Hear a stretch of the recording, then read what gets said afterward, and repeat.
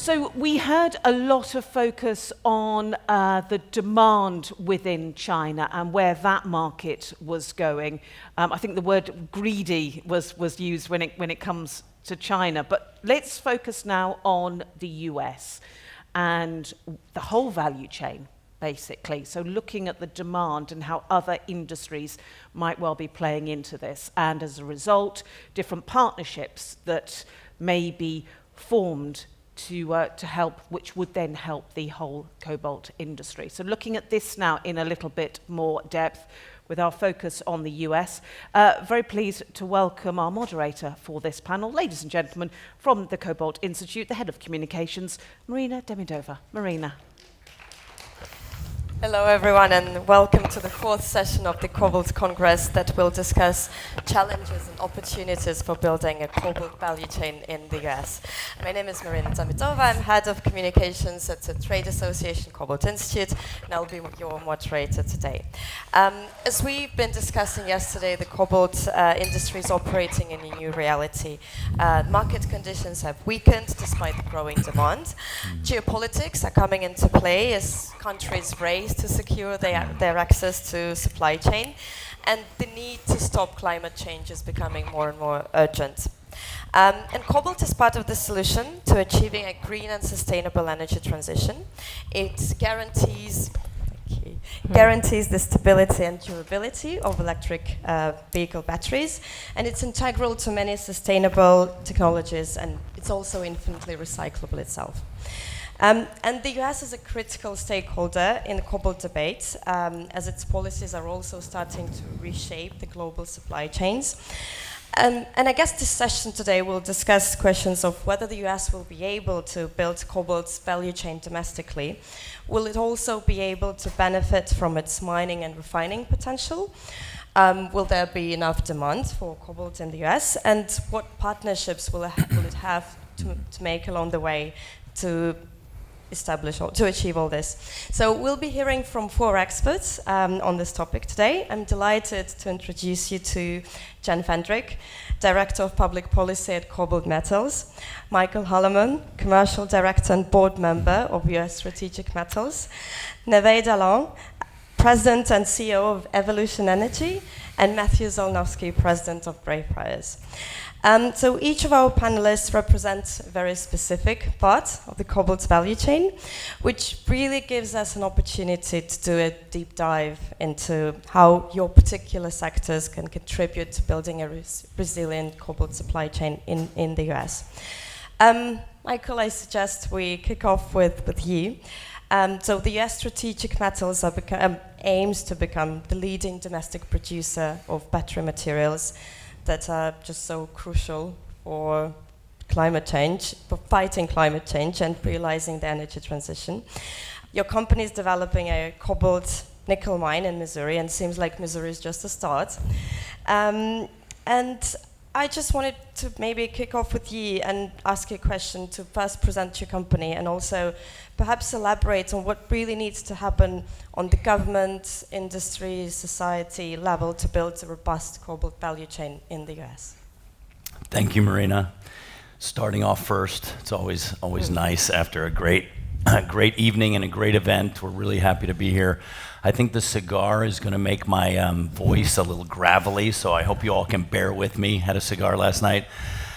So the cobalt industry, I'm actually a former Glencore trader, so many years, 26 years traveling the world in this sort of commodities value chain, and what we noticed was that America wasn't really represented.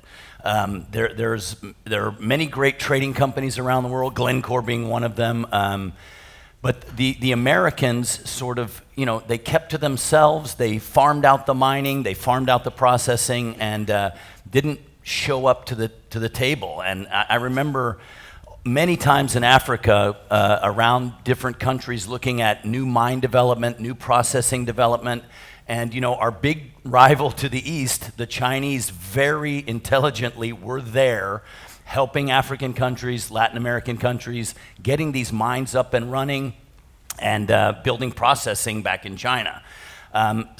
We've been asleep for a long time, but you can only keep us down for so long, I think, in America. So, we invented the lithium-ion battery and a lot of the processing technology. We also have really, really good mining techniques, and we're probably the cleanest mining jurisdiction in the world. We do it in a friendly way for the environment.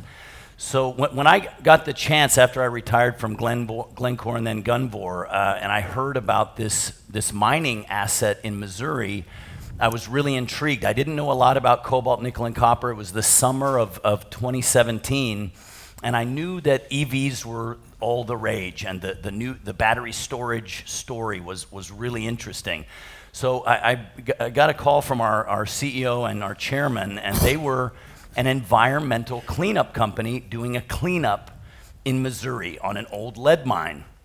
And they said, listen, we're digging through the tailings while we're recapping everything here in our environmental cleanup, and it's full of copper, nickel, and cobalt. And so I thought, listen, this is intriguing. Let me see what, they asked me, what do you know about copper, nickel, and cobalt? I didn't know much at the time, 2017, but I called my friends at Glencore who were trading significant quantities. At the time, Glencore, the biggest cobalt trader in the world, and they said, listen, an asset in the US that has significant quantities of those metals, this is the future, right? And you hate to say it, I was in a different commodity, a very less sexy commodity, but the battery metals and the critical metals are the sexiest commodities in the world right now. So to have the opportunity to join a group, we were initially called Missouri Cobalt. It was going to be just a cobalt mine. We basically went in and we built a concentrator. We started making a mixed metal concentrate, shipping it to Sudbury. But we realized, listen, there's a lot of market volatility. We've got to have production processing capacity in the US. So we made a strategic pivot. We searched the world for a low carbon, low emission, hydrometallurgical process instead of the pyromet that's often in Canada and elsewhere. And we said, listen, we're stewards of the environment. We come from a cleanup background, and so we're going to have the cleanest, lowest cost hydrometallurgical process in the world. We're going to remine our old tailings. We're going to go back underground. We have 17 and a half years worth of reserves. And so we're going to build this battery platform in the US, which doesn't exist. And along the way, we built a very large, a 1/27th scale pilot plant right near the airport in St. Louis. And we've been testing many different feeds, zinc concentrates, MHPs, but the one that stuck was black mass. And our process will actually be a 50-50 blend of black mass and our tailings concentrate. And we get very high recoveries. We have a contract with a very interesting company called Interco, not well known, is the second or third largest black mass producer in the United States right now. They've just built a 60,000 ton per year black mass, a battery, shredder, calciner, black mass production facility 1 mile from our mine gate in Fredericktown, Missouri. So this little rural town. We're bringing a bunch of jobs. We're doing it in a green way, and we think we're a very good option for the United States to have a battery metals platform. We're going to make sulfate. We just got a grant from the Missouri state government to do PCAM. We already have a PCAM bench scale pilot set up, and we're working with Missouri Science and Technology, which is a university a couple of hours from our site that produces great engineers, chemical engineers. So we've got workforce. We have a history of mining in this part of Missouri. So it's just it's a story that hasn't been told well, but we're out trying to tell it at events like this. So thank you again for that.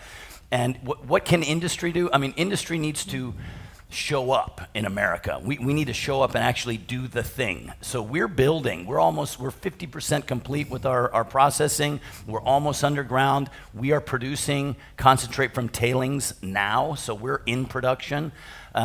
But what the government has done, what can the government do? I think they've done a lot. Bill and Ira, okay? Those are two of the most, this is groundbreaking laws that are here to help the U.S. enter back into the game, where we've just farmed out all of this stuff. So maybe I've gone on a little too long, but I hope I answered some of your questions, what industry can do and what the government can do. Thanks, Marina, for giving me a chance. Definitely, thank you. Very interesting points. We'll discuss clean mining potential at this session. I'd like to pick up on your point about the industry needing to show up, and I'm really pleased to see representatives from KoBold, from EVelution, which are precisely the example of companies that are out there. And I wanted then to turn to you, Jan. KoBold Metals hope to become the first US company to build a mine in Zambia, a country with rich copper and possibly, hopefully, cobalt reserves. I was fascinated by your technology, bespoke AI, to search for geological reserves. So I really wanted for you to perhaps elaborate on the KoBold's vision on how to solve the exploration challenge, how it can contribute to building a cobalt value chain in the US, but also because you're operating in a developing country, what's the contribution of KoBold to economic empowerment of Zambia? Sure. Thank you. Thank you, Marina. And thank you so much for inviting us to attend this lovely conference. And I want to start by sort of proposing a thought experiment here. Manhattan. So first of all, I'm not a geologist. I know we have a few geologists in the room. But Manhattan, I looked this up on USGS, is built on top of bedrock, metamorphic bedrock, schist and gneiss, which contains some amount of mica, graphite, and other commercially interesting minerals. So let's pretend that Eric Adams has granted us an exploration permit to start drilling in Central Park. Where do you begin? Central Park is around 3.5 square kilometers. Each drill hole is about 200 meters. Where do you start? Where do you drill? KoBold, we believe that most of the large deposits that are located on the surface of the Earth have been found. Most of the high-grade deposits that have yet to be discovered, and we think we need about 1,000 new mines of lithium, cobalt, copper, and nickel by 2050 to decarbonize the economy, are buried deep underground. And unfortunately, although we have developed the technology to peer into the farthest recesses of space, we have not figured out how to X-ray the Earth. We do not know for certain, for sure, what is underneath our feet. So what KoBold has developed is technology that processes thousands, hundreds of thousands of data points. So we begin with geophysical data, so electromagnetic data, magnetics, radiometry, induced polarity. A lot of this is publicly available. We've developed our own technology. We have something called a hyperpod, which is a hyperspectral imaging device that we also deploy to areas that our geologists have assessed are prospective. And then we combine that with geochemical data. Again, legacy soil sampling surveys, for instance, from all over the world. And maps, high-resolution satellite imagery, combined with old hand-drawn maps on parchment and linen from, the 19th century.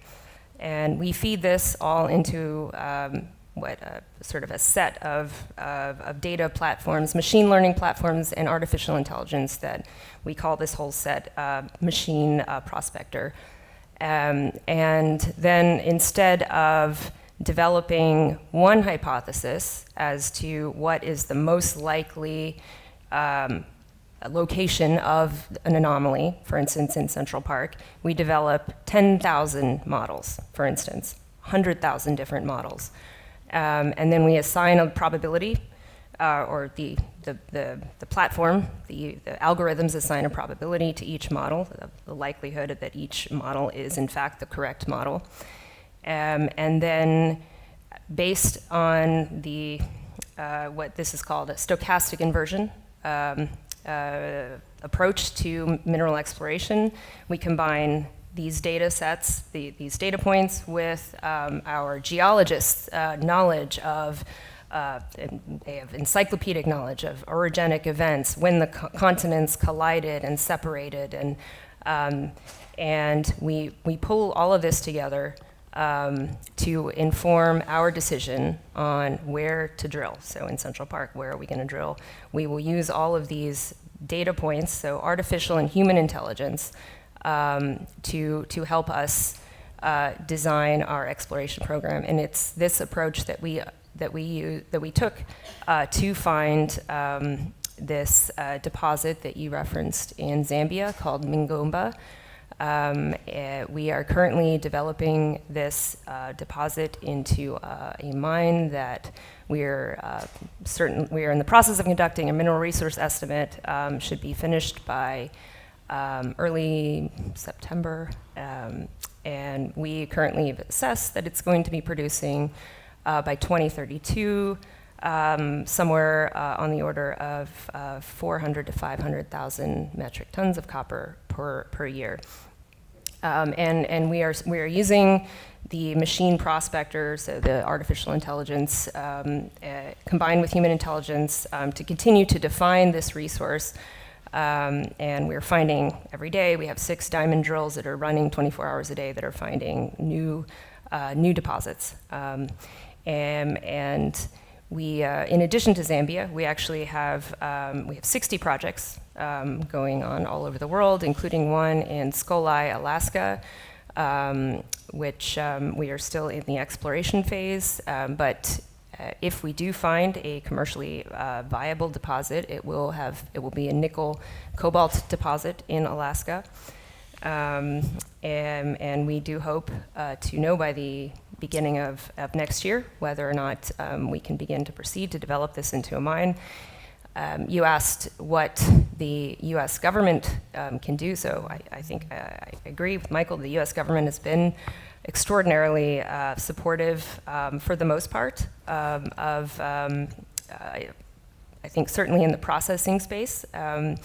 I think there was recently some news in Alaska around the Ambler mine was, or the road to Ambler was shut down.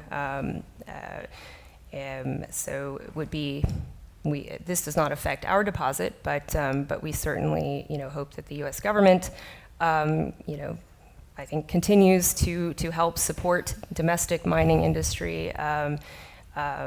Obviously, in Skolai and other parts of the United States. In continental United States, I think so far we found that it's actually easier to operate in sub-Saharan Africa than in other parts of the Upper Peninsula, for instance, which is another area that we're interested in exploring in, but we've so far not had any luck in securing permit to begin working there. So, and I would add finally that the United States support for the Libido Corridor, which is going to be a new greenfield rail that will connect Copper Belt in northern Zambia to the Congo, to the Benguela Railway, and will lead out through the existing rail called the Libido Rail in Angola, is certainly going to support additional investment both in the Congo, where we are openly, our CEO has openly said we are very interested in exploring in the Congo. And so we're very happy that the United States government is as well as the European Union and the private sector, supporting investment in infrastructure in the Copper Belt that will make it more conducive for businesses like KoBold to invest. Thank you, Jen. Very, very interesting. I picked up on the number that you mentioned, 1,000 mines by 2050. That's an incredible number. These all materials need to be processed though, so Navaid, I'm turning to you. EVelution Energy is building America's first solar-powered carbon neutral, battery grade cobalt processing facility in the US. And when researching on your company, I couldn't but mention the strategic location of your plant in Arizona. Jan just mentioned the Lobito corridor, but there is infrastructure in there as well. You're close to the Tesla plant, there's railroad connection, and so I was wondering, in your view, what's needed to be to build a true cobalt ecosystem in the US in the long run, and how can EVelution Energy contribute to this process? Thank you, Marina. Really appreciate you inviting us to speak on the panel. It's a great conference so far, so again, we're very appreciative. Thank you. I'd like to start by saying that we at EVelution Energy are, I suppose, more traditional in our outlook, in that we are going to, in this case, follow the Chinese, so to speak, and be a cobalt processing facility in the United States, and also to process cobalt metal, make a cobalt metal for our strategic reserve. We are, for example, the latest information says that the United States only has 300 metric tons of cobalt metal in reserve, whereas China has over 24,000 tons of cobalt metal in reserve. If you guys don't know, cobalt is not only used for electric vehicle batteries, but it's also used for aerospace and defense. It's used as a superalloy in various jet engines and defense applications, and the president has issued an executive order that we need to start building out our strategic reserve, our infrastructure in the United States, and thankfully we have these great new laws, as you mentioned, the IRA and the BIL, and then today there's been more news on that, and again, it's good for us. So that's wonderful from a high level from the US government, but when you get in the weeds and you go to the DOE and the Department of Defense to apply for much of the programs they have available, such as grants and loans, that gets a little harder. It's a very opaque process, so if I was to give advice to the US government of how to more support the cobalt supply chain, I would say to really the actual grant process, application process needs to be much more clear, and they should offer a lot more feedback on how it's going. In terms of your applications, your process to get those funds actually into your company is kind of the hard part, and that needs to become a lot more clear from the U.S. government. So that's where I would say immediate help would occur. And following on with that, I would say working together with OEMs and aerospace defense companies would also help, and I think there's been progress on that front. We have agreements with a lot of the North American OEMs and PCAM producers. What's really helpful is that the entire value chain is moving to North America, not just cobalt processing, but PCAM production, CAM production, battery cell production, EV cars are produced here, but you've seen announcements from LG. They're building a $5.5 billion battery plant in Arizona. You have announcements from Umicore and Stellantis, who are building very large PCAM plants in Ontario, Canada, and then you've got General Motors with POSCO building a very large PCAM plant in Bécancour, Quebec. So that is, for us, a natural customer, a natural market for us. I would say it's very difficult, obviously, from listening to the previous speaker, for North American cobalt production, sulfates and metals, to be sold to China, for example, or to Korea. That would not work, probably, in terms of competitive pricing or logistics. So our ecosystem here is mainly for North American demand. We expect to produce 7,000 tons of cobalt metal in the sulfate, and another 5,000 tons of cobalt metal for the aerospace and defense industry, which is a pretty significant start.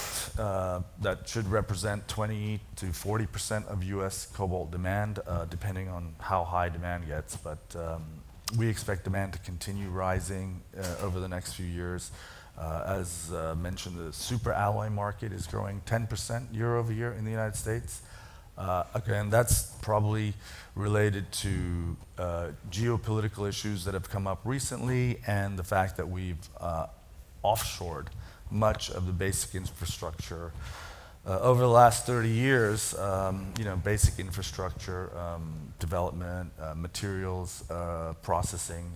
I think I mentioned to you earlier that we were talking about the Rust Belt in the Midwest, and that's now changing. They're redeveloping those old factories that had been rusted out and shut down, and that's providing great new jobs back in the United States, good wages for U.S. labor.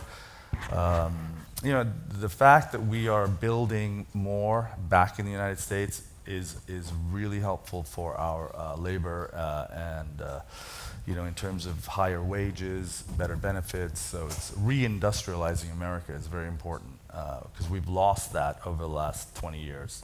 And reindustrializing it in the basic processing, which we used to do. As well as what Jen's doing at KoBold with AI and looking for materials over the world with the latest technology, I think we need to also focus on doing the basic processing that we used to do 40, 50 years ago that really made America the engine of the world. Now, we need to get back to that basic processing. So we were lucky. We've gotten unanimous zoning approval from the local county we're in Yuma County, Arizona. We've got a lot of support from the local farmers because we're solar powered, and we're sending a lot of our excess production energy back to the farmers who are, they need a lot of energy for their own work growing crops. And, we're recycling 70% of our water. We don't even have tailings on site, so we're very environmentally friendly. We're going to move our tailings to a landfill 12 miles away that's ready to accept our very minor amounts of non-hazardous waste. So it's actually a very good, very clean project. I think that for us the timing is right. We've got a lot of tailwinds with government and industry building out PCAM plants in North America. So all is well so far. Excellent insights. Thank you, Navaid. I think what was really interesting, what I'm hearing, is that the US government, that there is already support from the US government. However, more is needed to be done to reindustrialize America. And so, Matthew, I want to bring you into the conversation. You run a supply chain consulting firm. You're a global fellow at the Wilson Center. You did cover critical minerals at the Department of Defense. And so I'd really like, so we've heard the industry point of view, and I would like perhaps to add a political element to this conversation. US clearly has ambitions to become an important part of the cobalt value chain, also in more critical minerals more broadly. However, it's not alone in this ambition. There are other stakeholders. We've seen MOUs being signed. Well, clearly China, as we just heard this morning, is a very powerful actor in this. Just this morning, President Biden announced 100% tariffs on electric vehicles from China. There are elections in the US. I can go on and on, but I'll leave it to you. My question is, let's discuss this political element. And could you perhaps walk us through the US politics, government policies on critical minerals, and just give us your point of view on how the US can secure its access to critical minerals? Sure, absolutely. So again, thank you for the invitation, and it's also a great kind of lead-off question. So the key issue to think about with critical minerals policy, or just any kind of democratic politics, is can you actually stick to it? So certainly from the transition from the Obama administration to the Trump administration, and then from the Trump administration to the Biden administration, and then whatever comes next, is there actually going to be a common thread of policy among all of those different actors? And so I'll give first a little bit of the good news and then the not so good news on that front. So the first part is that notwithstanding the very significant rhetorical differences amongst all of those administrations, the policies are, for all intents and purposes, the same. So thinking about the Trump administration, certainly very active in trade and tariff policy with Section 232 on steel and aluminum, the first Defense Production Act, presidential determinations on rare earth elements, and then again, at the very tail end of the administration, something that, frankly, most folks missed, was a declaration of a national emergency related to critical minerals supply chains under IEEPA, the International Emergency Economic Powers Act.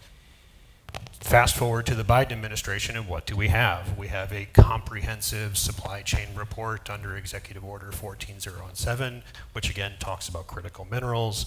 We have widespread use of the Defense Production Act for critical minerals, as well as public health supply chains and a couple of other sectors. Certainly the IRA and the BIL, which has already been talked about. And then again, even in the absence of this morning's announcement, again, the administration has more or less maintained the tariffs and trade policies of the prior administration into this one.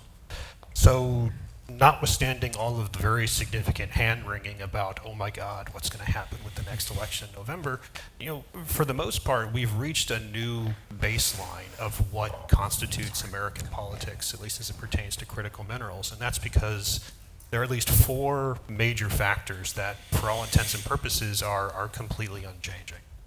So the first is, regardless of what political party you assign to, there's a more or less common view that China is the principal competitor to the United States. Whether you look at that economically, ideologically, from a security standpoint, that understanding is more or less the same. The second, although certainly folks have very different opinions about what to do about it, I think there's a widespread consensus that the permitting system in the United States is more or less completely broken. It doesn't matter if you're trying to build a mine, it doesn't matter if you're trying to build a chemical processing plant, it doesn't matter if you're trying to build power transmission lines. Every single one of those projects has a problem with actually trying to get into construction. The next part, again, to the point about tariffs and trade, there seems to be a renewed consensus on the need for widespread government dollars being expended, and also a much more, frankly, muscular deployment of tariffs and trade to protect American industry. And then certainly, again, that's been common throughout, is a prioritization of American projects, number one, but then working with allies and trading partners where there are opportunities to do so. So that's the good news at a very high level. Now, the less good news is when we actually specifically start talking about Cobalt, because again, this is the Cobalt Congress, and so we need to talk about Cobalt. So we certainly had some very happy talk on the first day of the conference from my former government colleagues, and I love them all very much. But the first thing to bear in mind is, of the billions of dollars that have been given for the Inflation Reduction Act and the Bipartisan Infrastructure Law, $0 have been given to a Cobalt project. When we look at the Department of Defense, my former colleagues, since the Biden administration has come in, about $800 million have been given to the Defense Production Act Fund for critical minerals projects in general.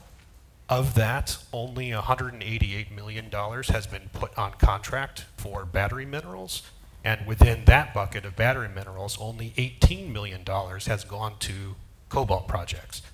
And again, folks have talked about stockpiling significantly, the past couple of days, and I know it's been in the press for several months now.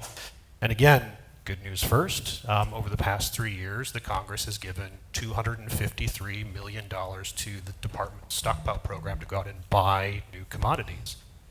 The problem is that 0 of those dollars have been allocated to Cobalt or to battery materials at all.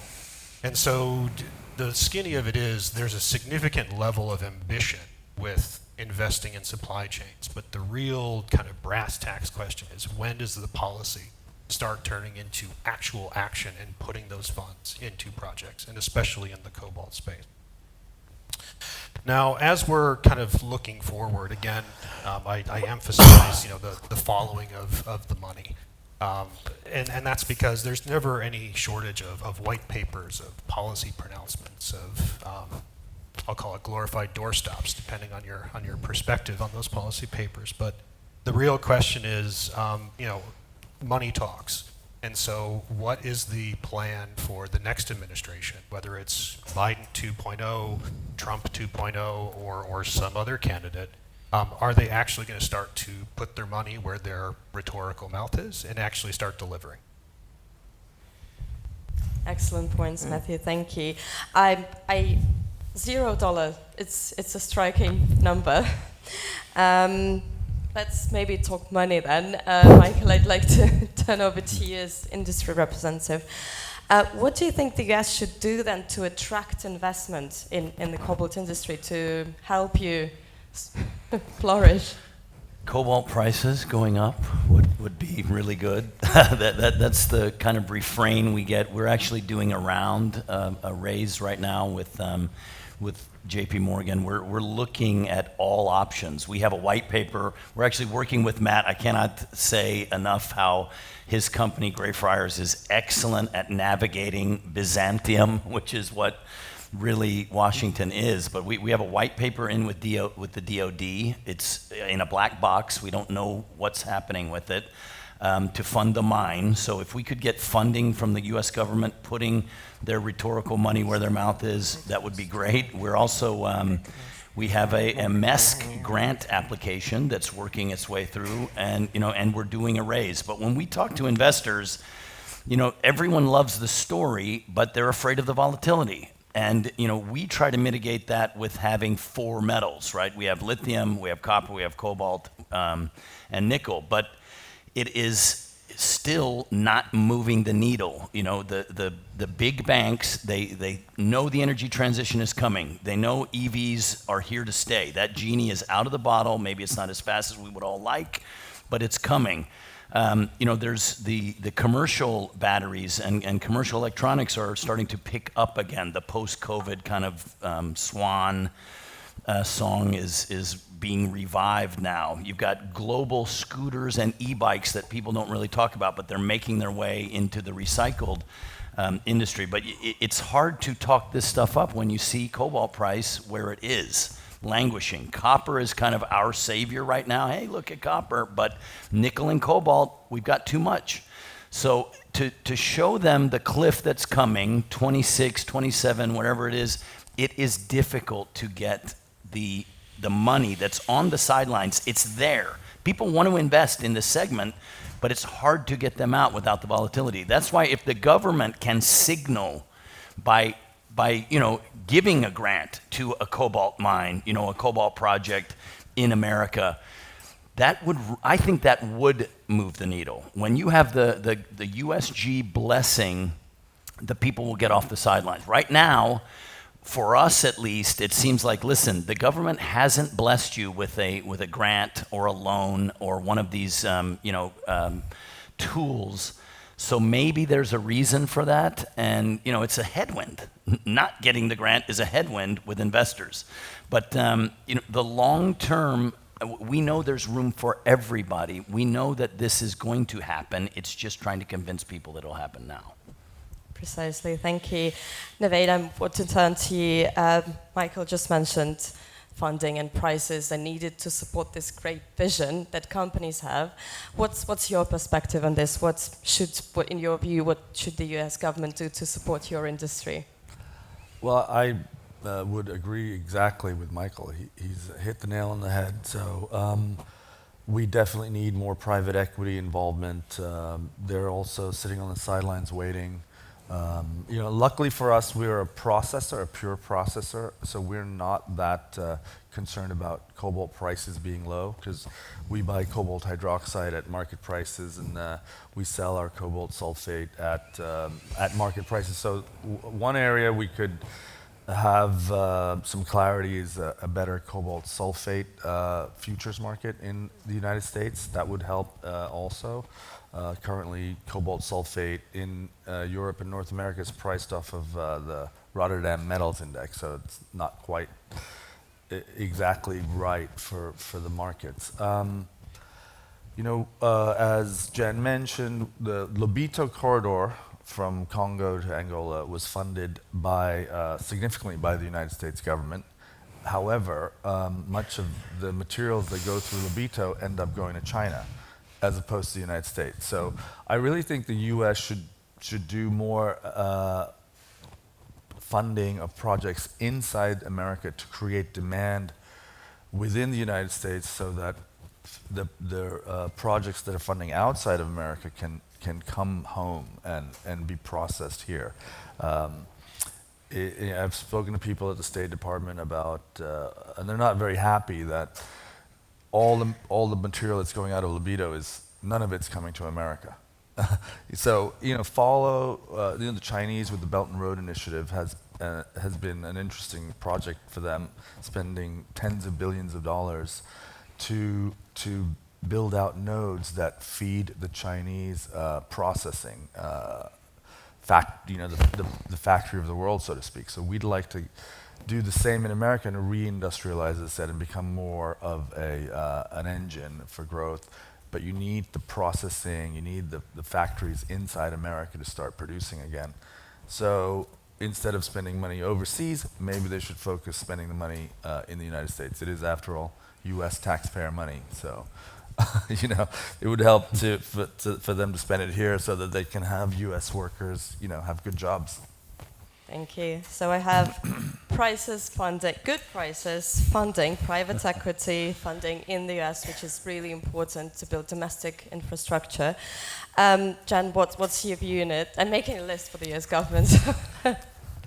I think on top of what's already been discussed, I think even though I'm a mining company, I represent an exploration and mining company, we do need more investment in downstream domestic processing. That is absolutely critical.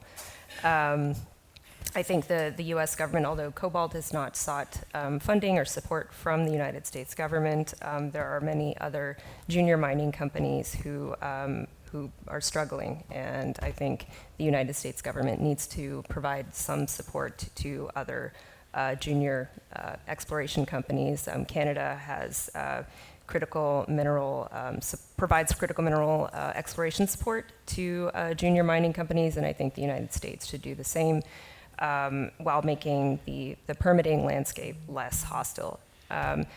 And finally, of course, this is not going to happen in this geopolitical environment, but ultimately, the United States and China both need to decarbonize. We can't have one country decarbonize and the other country doesn't. It's like having a smoking section in the airplane, right? It's one we share one planet, and so one day, perhaps not today, but I think it would be. It's my wish that both the United States and China realize that our goals in this case are aligned, in that we both need access to these critical minerals that we need to build lithium-ion batteries to decarbonize the transportation fleet.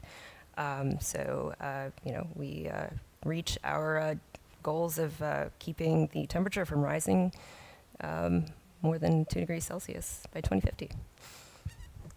Thank you. Matthew, I'd like to turn to you. We now have a very comprehensive list, but we're also hearing, as the KoBold, so we're hearing that, for example, on the EV front, there's slower takeoff than expected.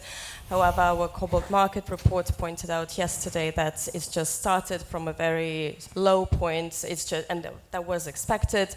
I was wondering, from your point of view, what do you think the US should do to ensure that there's enough demand for KoBold and critical metals in the US? So honestly, I don't think the U.S. government needs to do a whole lot to ensure demand for EVs in particular. To put plainly, again, I don't think it's anything to do with climate change, but one of my favorite stories that I have is there is a person who I know who is working for a very well-known manufacturer. And they traveled to, deep red state, conservative, set EVs on fire type of a state. And what they decided to do was take some of these guys and they let them drive around town in their normal, Ford F-150s. And then they put them in this EV and said, okay, like go and drive around town and have fun. As you'd imagine, as soon as these guys step on the pedal and basically figure out that they're in a little rocket ship, they immediately start giggling like 12-year-olds. And so, to be honest, I think once people have the opportunity to experience that in an EV, that feeling of just being thrown in the back of your chair, and then you get back into your ICE, and you're like, well, this is kind of boring now. I want that one. And especially if you want long range, high power density, Cobalt is a part of that story. So honestly, I think government needs to do very, very little, because once consumers have the ability to experience that, and once some of the anxiety about where they can charge their car, and again, greater availability of power to run all of those vehicles, or again, the things that an EV allows you to do that dramatically simplify the rest of your operations. So again, thinking about the construction sector or mass transit, that's a vehicle that is parked in the same place every single day. If you're traveling to a construction site, you don't necessarily need to bring a generator with you. You can just plug your tools into your truck and you can just immediately start operating. Some of the folks who love to go camping, you already see this with Rivian and other vehicles. Folks don't then have to bring all of the energy with them. They can just run it off of their car and some fold-up solar panels. So I think there's relatively little on that front, because I think eventually consumer preferences will drive it. Things like the tax credits are certainly helpful to bring the initial acquisition cost of that vehicle down.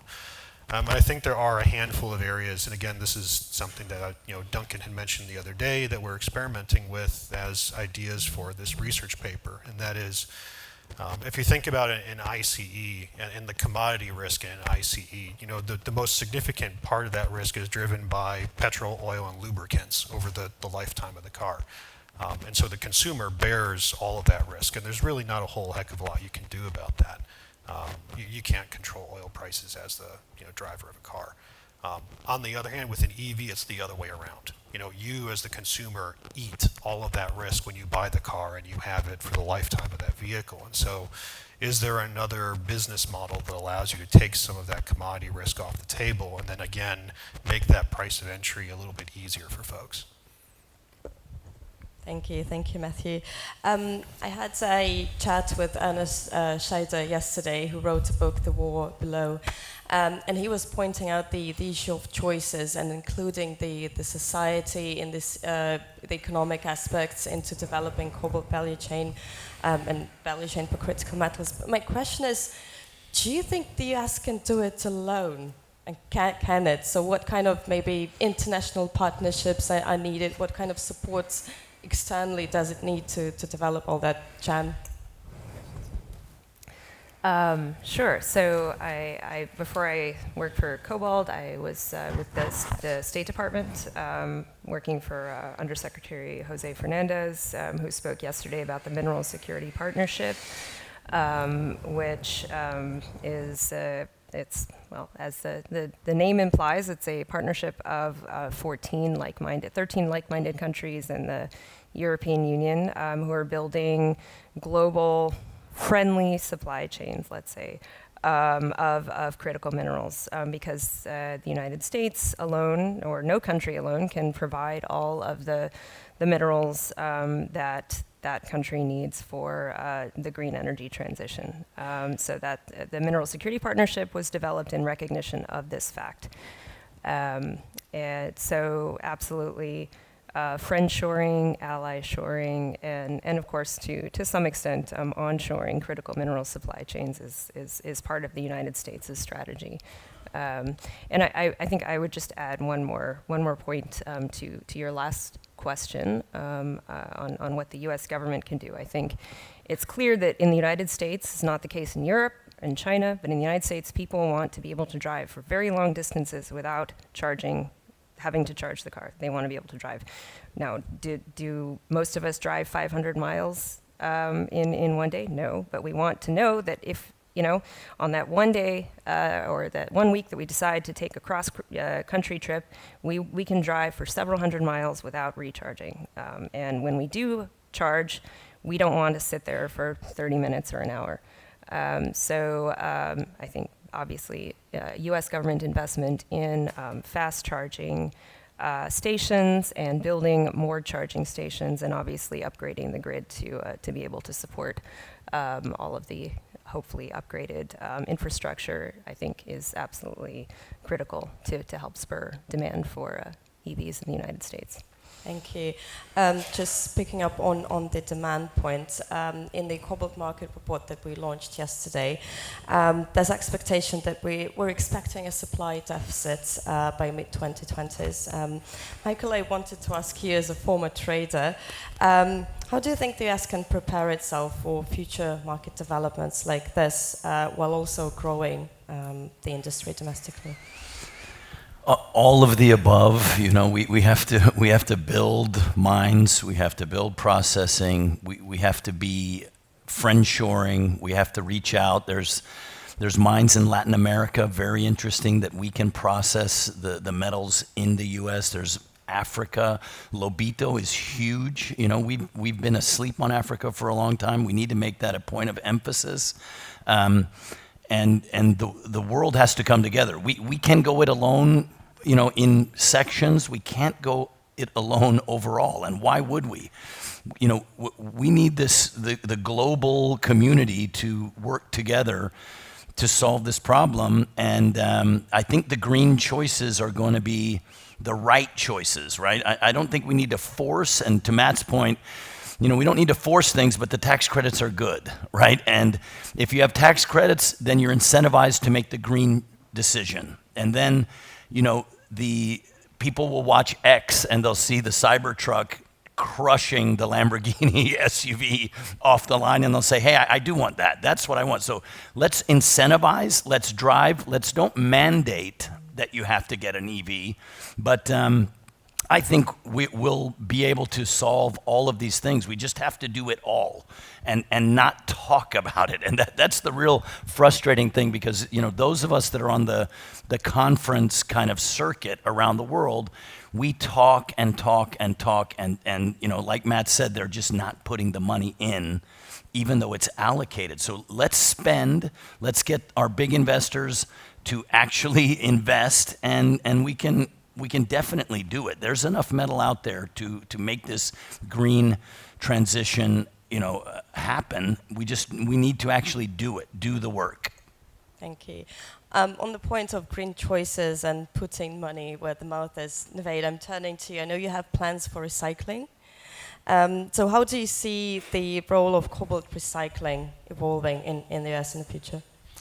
I think KoBold recycling is definitely a very good thing to be doing, and we plan to do it after we've built our sulfate and metal facility. I think at the moment for us, recycling, we're looking at it as a market that's going to really come on strong in the latter half of the 2020s, when a lot of the EVs will have reached their, say, 10-year useful life. The U.S. government, you know, has a mandate that EV batteries have a guarantee in the car. If it breaks down within 10 years, the dealers have to fix your car for free. So that's a great deal for, you know, for EV buyers. So we think 10 years, you know, is when a lot of these batteries will really come into the market for recycling. There's going to be a lot more demand in the United States in 2026 and 2027 beyond, after these PCAM plants come online in North America that I mentioned earlier. So I think we're looking at recycling very positively, and we really expect to do that around 2026, 2027. And I think there'll be a lot more clarity in terms of pricing of black mass. And maybe even the technology will have improved in how to separate cobalt out from the nickel, from the lithium, from the manganese that's going to be in these recycled batteries. Thank you. In case anyone's interested in recycling, the last session of today will focus on just on that. But before we close, I want to bring in the audience into this conversation and ask if anyone has questions to our panelists. Andrew. Fantastic, thank you. Thank you. My name is Andrew Gully. I'm with the U.S. Geological Survey. So I guess the first question I have is about Chinese export controls. So we've seen the reemergence of these export controls on critical minerals, and we've seen very high levels of Chinese influence over production of the battery-grade cobalt chemicals required. So I'm wondering how, for each of you, how would an export restriction on cobalt chemicals impact your business? So, Michael, I know that might be a welcome development to you, but if you can each provide some kind of comment on export restrictions as they might pertain to cobalt chemicals. I can start off just saying, if that happened, of course the price would go up. Everyone would be scrambling for the metal. You would look to the non-controlled by China traders, Glencore, ERG in DRC, and the other places where you might be able to find it. But it might be a positive for the U.S. mines. You have Idaho, you've got Minnesota, you have us. We have cobalt around. It's just kind of, you need the impetus to get the cobalt out. I mean, if they restricted like germanium and gallium, that's a big shot across the bow. When we saw this happen and the Chinese are saying, no, it's not going to be able to go out. If they did that to a cobalt, I think prices would immediately go up. I mean, obviously they would immediately go up, and you would see kind of a global scramble to secure metals. But if you look at the contracts, it's a very spot world. So Glencore, for example, could shift, if there was processing anywhere other than China, they could shift the center of gravity of cobalt, with the snap of a finger, basically. It's not like they'd have to walk out of a bunch of long-term contracts. I think that's the same for some of the other non-Chinese controlled cobalt miners. So look, we would actually probably love it. It would be a bit scary and dangerous, but we'd like that. Looks like you're up for a challenge. Does anyone want to answer Andrew's question? Go ahead, sorry. Oh, okay. Gut reaction is that, kind of in the first phase, again, if passed as prologue, there'd be an initial, I'll call it panic phase, where folks, oh my God, on what website is it posted? What HS codes does it apply to? And so you'd, have that initial phase of just, speculative price movement. Then phase 2 comes where you actually have to find out, okay, what would Chinese regulatory behavior actually look like in the real world? And that's the big question mark. I think, unfortunately, the thing to bear in mind is that those kinds of export controls would not be considered from an investor perspective in isolation. Really, it'd be taken into consideration the broader investment climate in Chinese supply chains, where it's not just export controls on raw materials, but do my auditors have the ability to do due diligence at my various supplier sites across China? Or do I actually have the ability to pull my capital out of China if I want to? Or if I'm relying on a local partner to do due diligence on a prospective M&A target and national security laws kind of shut down my local employees. Those are the kinds of things that, again, if I guess kind of put on my hat and say if I were advising the folks over there, I'd say, those are the kinds of things that continue to tamp down the investment climate, which is generally something you would not want to do. Yeah, I can also opine that I think, under the IRA rules around non-FEOC supply chains, that's already happening in a way where if China was to limit exports of cobalt, we would not really be affected because we're already using non-FEOC suppliers, like we have agreements with Glencore and Eurasian Resource Group, the only non-FEOC or the two largest non-FEOC suppliers of cobalt hydroxide. And I think the North American supply chain, many of the companies that we speak to that are building PCAM plants, big OEMs such as General Motors, Stellantis, and PCAM producers such as LG Energy Solutions, Umicore, they, I think, are working towards an almost sort of a bifurcated supply chain, one that in North America is IRA compliant, and maybe one that's offshore that doesn't need to be IRA compliant. So we are getting a lot of good demand signals from these PCAM producers for North American processing that is IRA compliant. So in a sense, it's already happening. People are anticipating that China may do that in the future. One never knows, so it's best to be prepared and be self-sufficient. Yeah, and I think we're in the exploration business, so the immediate effects for our business are unclear, although I hope that it would lead to the unraveling, to some extent, of this sort of hostile permitting environment in the United States. But I think I would hope that this would also incentivize the U.S. government to support processing, downstream processing in producer countries like the Congo, like Zambia, who, as we all know, are very interested in downstream beneficiation of the minerals. These source countries don't want to just export the ore. They would like to process the ore, and this brings a benefit to the local economy, and I think this would incentivize the U.S. government and other governments, allied governments, to help support those efforts. And it's a win-win because it helps support the local economy and brings in higher skilled workers like chemical engineers, for instance, to places like the Congo, and provides additional supply chain security to the United States. Thank you. Any other questions? Yeah. Okay, we've got one here. Fabulous. Thank you. Hi everyone, my name is Stéphane Bossia. I'm with Regional Element, and I'm originally from the Congo. I have a question for the panel. As I was here listening, I realized that a lot of the import to America America kind of looks at Glencore for the export to America in a sense. And I was wondering, why does America doesn't just deal directly with the mines in Congo, the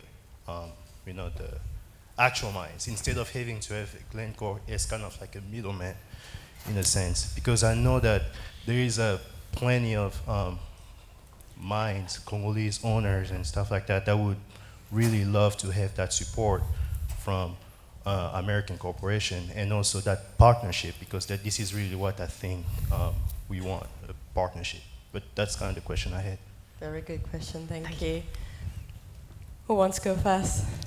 I'll take that because we tried. We were actually dealing with some local Congolese mines. It was almost 4 years ago, and when we tried to organize the conversation, just the conversation, to go over as a delegation from a U.S. mine to meet directly with the Congolese miners, our State Department said no, do not do it. Now, that has changed. Things have changed a lot. And if you ever, I had a very long conversation 3.5 years ago with Amos Hochstein, who's high in he's an energy advisor for Biden, really sharp guy. And we were discussing this. I said, listen, we had to, in order to set up meetings, there were some payments that need to be made in Congo. It's like bid bond for other countries. When you're bidding for mining rights or for offtake, you offer a bid bond. And he said, listen, we can't do that at all because we're not set up to do that. So what came out of this conversation? There's the LOI or the MOU with the US government. They had a massive delegation, went to Congo, and there have been multiple outreaches to where at least it's on the radar, and it's okay for U.S. companies to talk directly to Congolese mines. So we really welcome that. I mean, we're building 240 tons per day. We'll start in Q3 of next year. We can take Congolese hydroxide. We've already taken some of the Glencore material, some of the ERG material. It works really well in our processing, and we're going to continue to expand. So as soon as we get bigger, we are now greenlit by the U.S. government to talk to Congolese mines, and we really want to do that. Because it can't just be Glencore and ERG and CMOC running the show over there. You're exactly right. You know, we need to be, as an American group, we need to be working hand in hand directly with the Congolese. Thank you. I guess I will add and second what Michael said again. I actually developed a lot of infrastructure in Africa over the last 20 years, mainly in East Africa, such as oil terminals and grain terminals, and have worked with Glencore and companies like Trafigura for many years in Africa, and also have been myself many times to the Congo and Zambia, and have spoken directly to small scale or the mining Congolese mines directly, and we would again welcome working with them to increase the supply directly from the Congolese people and government. So it's a long process, though. These things take time to organize, and the supply chains need to be safe and reliable. You know, there has to be the guarantee of supply. You have to, you know, you can't just rely on one type of miner, and if they don't deliver, your whole factory has to shut down in the United States. So that's a difficult scenario. So companies like Glencore and Eurasian Resource Group, you have that security of supply with them, and that's what we will try and get to with the Congolese miners directly. Marina, we've got time just to fit in one more quick question, if you want. Yep, lovely. There we go. Just one very quick one here. Yeah, very quick question. My name is Isaiah Kemia. I'm a senior economist at U.S. Defense Logistics Agency. My question is in reference to what Andrew asked earlier about possible Chinese export restriction. If that happens, do you have any idea when that will be? I don't know. Any No. insights? Matt? I think, no. Is that a range of no's on the panel? Looks like it. No, yeah. Since we're almost out of time, one last question would be from me, very quick one. In one word, each of you, I'll start with Matthew, what's needed for the US to build a cobalt value chain domestically? One word. Can I give a word and then an explanation? Go ahead. Okay. Very quick one. Yeah, counter-cyclical. So by that, what I mean is, rather than running to the shiny object of the day, the government needs to be thinking about what are the things that the market is not doing. So, for example, having any market where one application is driving, 70% of demand, if we just look at batteries for electronics and EVs, that's not healthy. If you go into the rare earth market, it's the exact same story. One application, magnets, drives the whole market. And so again, if the government, in my opinion, were smart, instead of investing in R&D to eliminate cobalt demand, what the government ought to be doing is investing in R&D to develop whole new applications for cobalt that have nothing to do with batteries, superalloys, and the traditional markets. That's a very good point, actually. Thank you. Michael? The easy one is just money. The money's there, it needs to be deployed. Money. Okay, money. Jan? I would say upgrade the grid. Navaid? Reindustrialization. Excellent. On that note, please join me in thanking this fantastic panel. Thank you very much. Thank you.